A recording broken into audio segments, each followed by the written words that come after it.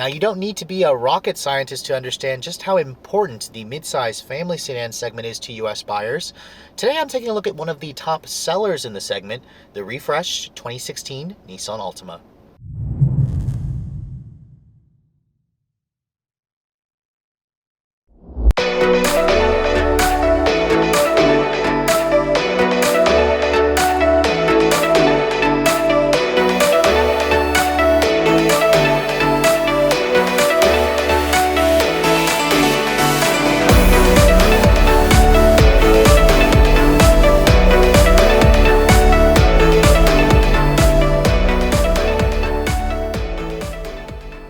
Now, when Nissan introduced the Altima name back in 1992, it wasn't always the big success that the company was hoping for. Its sales constantly lagged behind top sellers from Honda and Toyota, and Nissan was quite frankly tired of sitting in the shadow of its two other Japanese giants in the US segment. So when the company gave us an all-new Altima back in 2002, they basically put Accord and Camry right in their line of sight, and they made the vehicle bigger. They turned it into a sleek, stylish sedan, and it really won a lot of hearts for Nissan. And really, I think that is the generation that a lot of people out there remember the Altima for. Now, when the company had to redesign the Altima from then, they've kind of tried to capture some of that spirit. In some cases, they've either failed or they've either hit their target or they've missed it. Now, this all-new 2016 model that I'm showing you represents the 5th generation of Nissan's popular family sedan.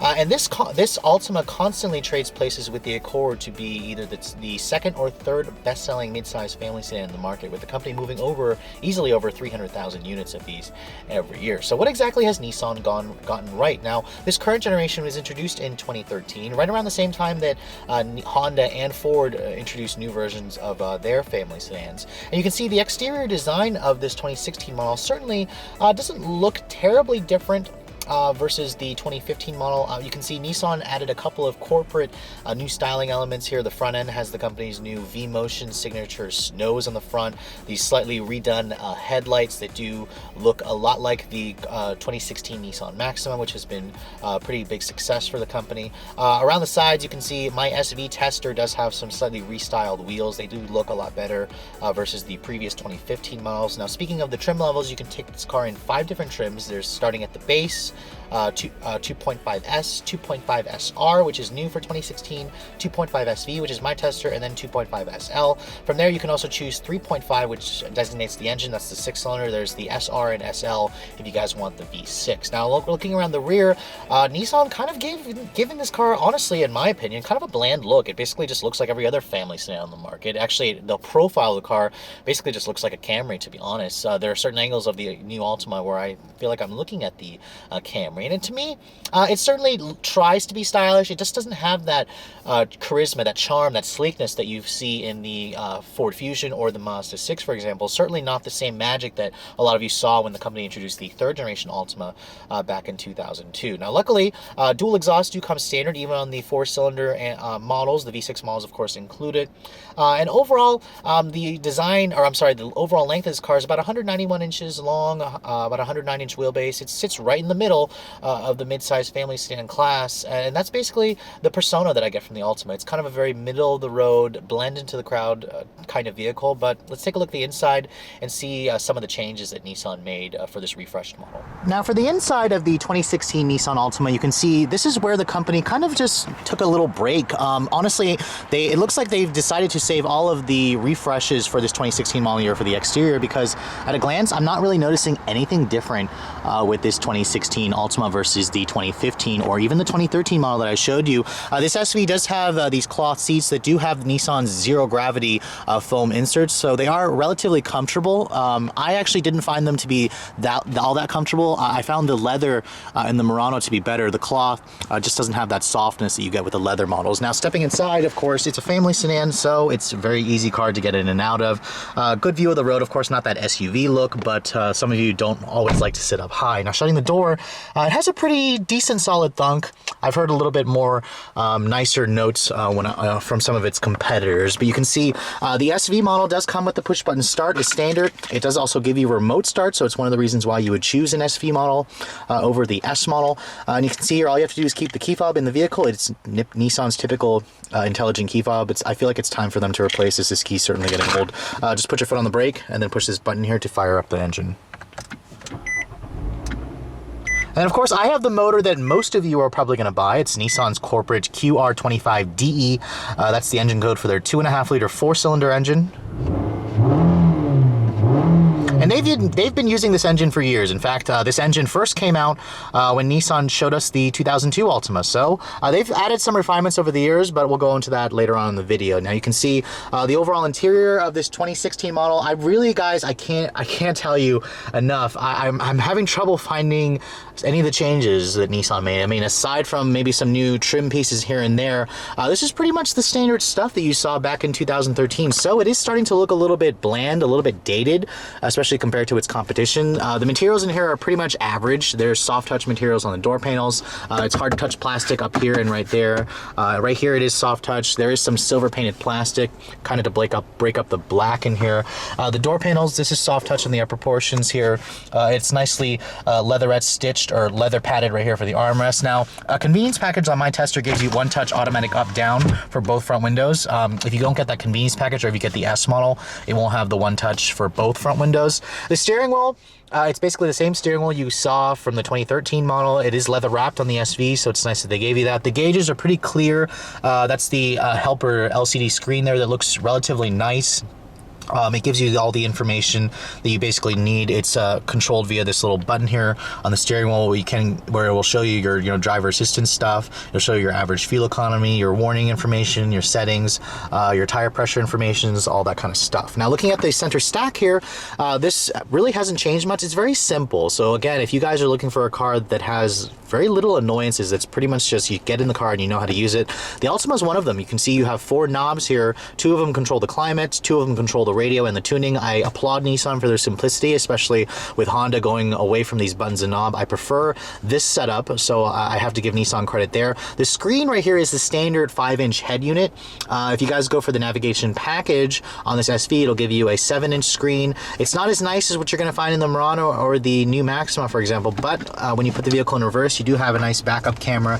It does have distance markers, but no trajectory when you turn the wheel. There's no sensors front and rear.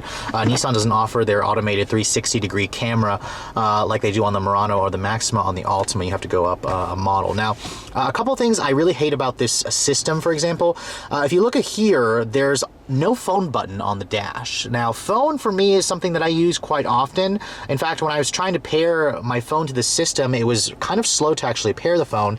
You have to, I thought this was the only button to actually access the phone. When it's not, you have to go here and hit enter, and there's your Bluetooth setting right there. So again, I think Nissan should have put an actual phone button here. That's a feature that a lot of people actually use. There's a display button here that turns the screen on and off. I think that's unnecessary. Get rid of that. It should have been for the phone. The rest of the controls here, dual zone automatic climate control is included on the SV model. You have your power outlet right here, your aux and your USB port there, nice storage. There's the continuously variable transmission, which is standard, by the way. There's no manual available anymore on the Altima. You have your traditional modes here. You have your drive, your DS sport mode. You have an overdrive on-off switch, which is a little bit old school. There's no paddles on the wheel. The SR model will give you the paddles, but not this one or the V6 models. But you can see your heated seat controls are right there. The armrest right here is nicely padded. It doesn't slide or adjust, but it does give you 2 levels of storage. You can see my tester with the convenience package gives you a standard size sunroof, no big moonroof like what you're going to find on some of its Korean competitors. But I mean, overall, this interior is rather unremarkable, and honestly, it's a little bit of a letdown for me.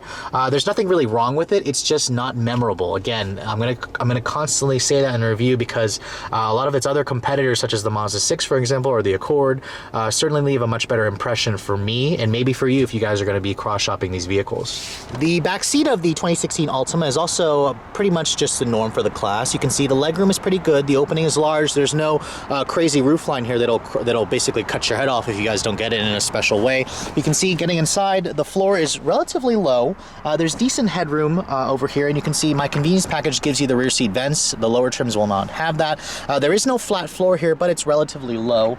Shutting the door back here, the materials are soft touch, I'm glad to say, with more the leather padded area here for your armrest. Speaking of the armrest, in the center there is one right here with some cup holders. No additional storage, but you do have dual map pockets, and luckily at least the seats are a 60-40 split variety. Now, the trunk capacity of the 2016 Altima is also pretty good. You're looking at about 15.5 cubic feet of space. It's roughly in the same at the class, but you can see the opening is very large, and it's a very low, easy to access trunk. Looking underneath here, you do have a nice temporary spare tire, so it's nice that Nissan still gives you that.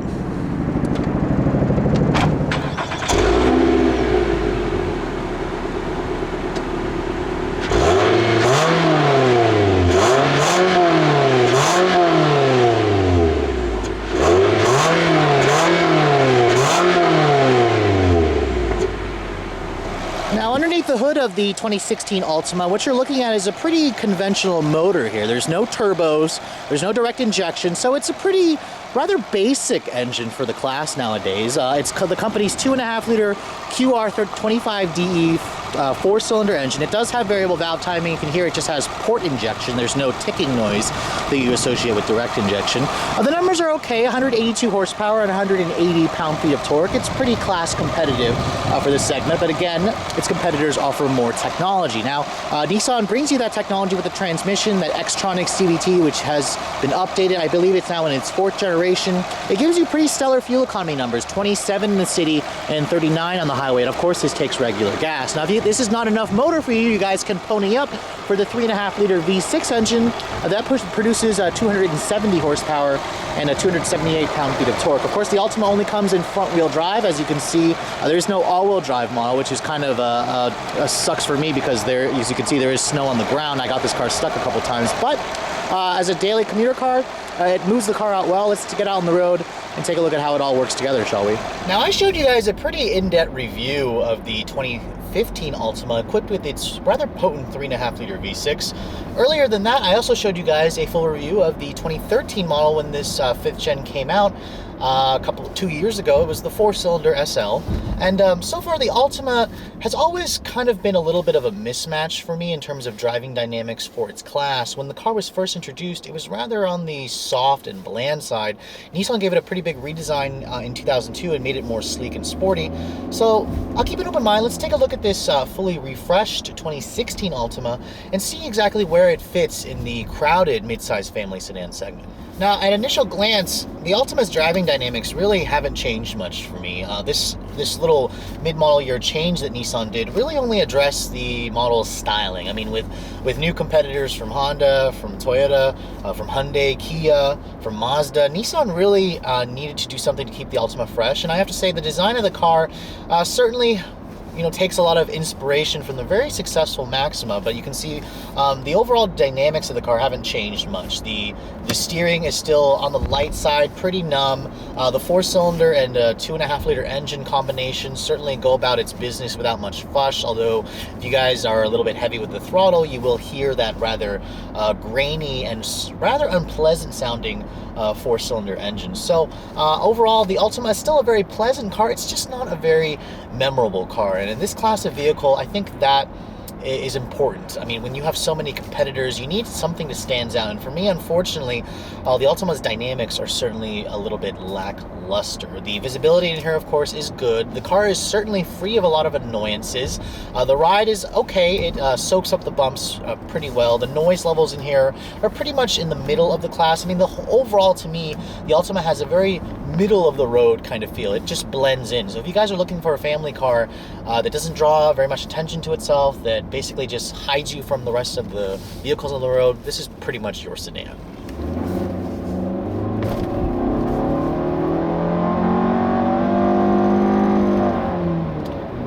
Now, this 2.5-liter 4-cylinder engine will push you to 60 in the high 7-second, maybe 8-second range. The CVT in this car certainly has gotten its fair share of steady improvements over the years. Nissan continuously claims to pioneer the CVT transmission, as it was one of the first companies to actually start putting it in all of their vehicles. And for enthusiasts, you're going to absolutely hate the transmission. I'll be completely honest with you, but for the majority of consumers that buy this as their daily driver, the CVT works pretty well. You can see when you put your foot down, it automatically adjusts the ratio. It just gives you, it basically pushes the engine into the revs that it needs to go. I mean, of course, it's going to produce that rather unpleasant sounding drone that you associate with a 4-cylinder and a CVT, but the initial smoothness is pretty good. There's really no shift shock here. Nissan is very proud of the fact that you kind of get this wave of acceleration. And, you know, for the everyday consumer, you're going to notice that this car feels relatively responsive, and I will give Nissan that the CVT is pretty responsive. I mean, the worst CVTs, when you basically put your foot down, it'll basically just kind of just start revving the engine, but you won't actually feel any acceleration, and that, what I like to think, what I like to say is one of the worst CVTs on the market when you feel that.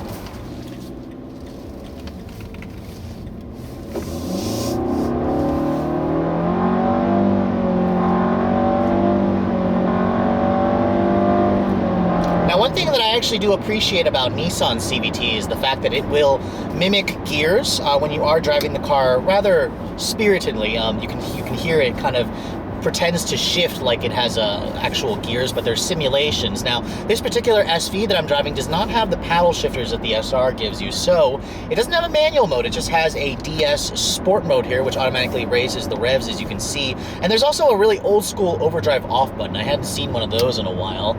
So again, it kind of makes me feel like I'm driving an older car. I mean, in fact, this interior, like I said earlier, is rather disappointing. They didn't really touch anything about the interior with this refresh, and I think Nissan really needed to, especially when they've got the gorgeous cabin of the all-new Maxima.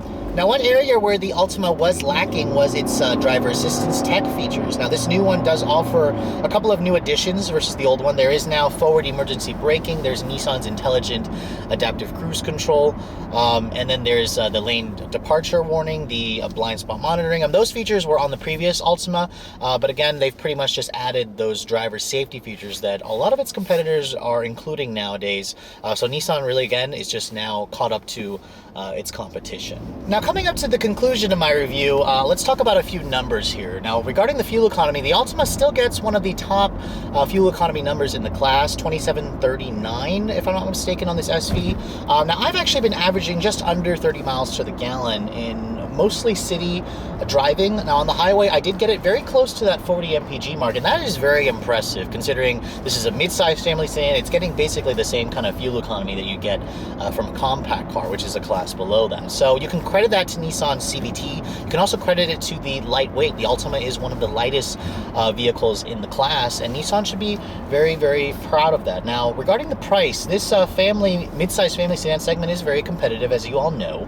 And the base 2.5 model starts at around $23,000, which makes it a little bit less than competitors like the Honda Accord, the Toyota Camry. Now, the SV model that I'm driving is kind of two steps above that. There's the 2.5S and then there's 2.5 SV. That has the remote start option, which is a very nice feature to have when you live in a very cold climate. That starts at around $25,800. My tester also has a convenience package for $1,400. That gives you the moonroof, the rear seat AC vents, the one-touch up-down windows, the LED turn signals in the mirrors. That's a pretty good option. I'd recommend you guys go with that, as it adds a good amount of features. My tester also has the cold weather package for another $500 that gives you heated front seats, even though these are cloth, and then a heated steering wheel and heated mirrors. It's kind of a steal, really. Now, all in, my tester is a mid-trim, which is kind of refreshing. Usually I get the fully loaded models for press vehicles, but it's just over $28,000, which puts it, you know, right in line with its competitors. I mean, you could cross-shop this with an Accord EX, which roughly the two vehicles are the same line. The one thing about the Altima is you could buy essentially an SV, and if you don't want the moonroof, you don't have to get it, where for the Honda, for example, you kind of buy the trim and it comes all included with that trim level. But overall, after driving this 2016 Altima and a lot of its competitors, I have to say this car leaves a little bit, or actually I want to say lot to be desired for me. It's a little bit on the bland side. It's not memorable. Again, for this class of vehicle, that's probably really what you care about. It nails a lot of the basics. It's comfortable, it's quiet, it's easy to drive, it's spacious, it's roomy, it's extremely practical, and it blends into the crowd. If you guys are just looking for basic transportation that has room for your family, that'll take you from point A to B, that's relatively inexpensive, the Altima is certainly going to be making it to the top of buyer's shortlist. But again, if you guys are enthusiasts, if you want something that's a little bit more exciting, a little bit more different, a little bit more unique, I would probably recommend checking out the Mazda 6 and the 2016 Accord. Those are actually two of my favorite mid-size family sedans currently on the market. But again, if you guys decide to choose the Altima, I wouldn't fault you. Anyways, I hope you guys have enjoyed my overview of this refreshed 2016 Nissan Altima. If you guys are also looking to see the latest cars I'm testing, make sure you follow me on Instagram, like us on Facebook, and as always, guys, keep subscribed to the YouTube channel to keep watching all the latest reviews. Thanks so much for watching. I'll catch you all in the next video.